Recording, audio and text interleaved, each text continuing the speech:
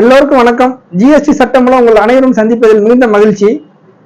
GST சட்டத்தில் அந்தந்த circle அலுவலகங்கள் உங்களுக்கு ஏதாவது ஆன்லைன் மூலம் கடிதம் அனுப்பி அதற்கு நீங்கள் பதில் கொடுத்து அவர்கள் அதை ஏற்றுக்கொள்ளாமல் ஒருவேளை ஆர்டர் போட்டிருந்தால் நீங்கள் அடிஷனல் நோட்டீசஸ்ல சென்று பார்க்கவும். அந்த ஆர்டர் உங்களுக்கு அனுப்பிய 90 நாட்களுக்குள் நீங்கள் அப்பீல் செய்ய வேண்டும், மேல்முறையீடு செய்ய வேண்டும் அல்லது ரெக்டிஃபிகேஷன் செய்ய வேண்டும்.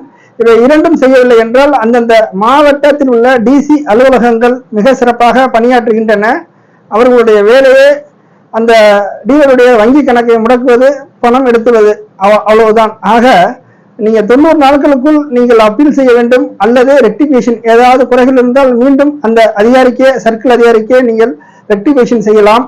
இவைகள் அனைத்தும் உங்களுக்கு ஜிஎஸ்டி போர்ட்டலில் ஆன்லைன் மூலமே மட்டுமே அனுமதி. ஆக அனைத்துமே ஆன்லைன் மூலம் அனுப்புவதற்குத்தான் முடியும். மேனுவலாக எந்த வேலையும் செய்ய வழியே இல்லை ஜிஎஸ்டி சட்டத்தில். இதை வணிகர்கள் புரிந்து கொள்ள வேண்டும், வணிகர் சங்கங்கள் புரிந்து கொள்ள வேண்டும்.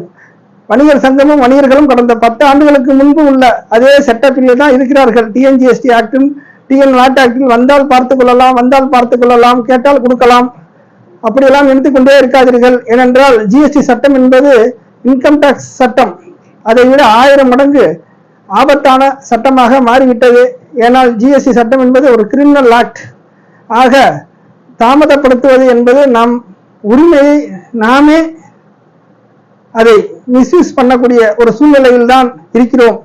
அந்த அளவிற்கு நாங்கள் உடனடியாக வேலை செய்யவில்லை என வரி ஆலோசகர்களோ அல்லது ஜிஎஸ்டிபிக்களோ பழியை சுமக்கக்கூடிய ஒரு சூழ்நிலைக்கு தள்ளப்பட்டுள்ளோம்.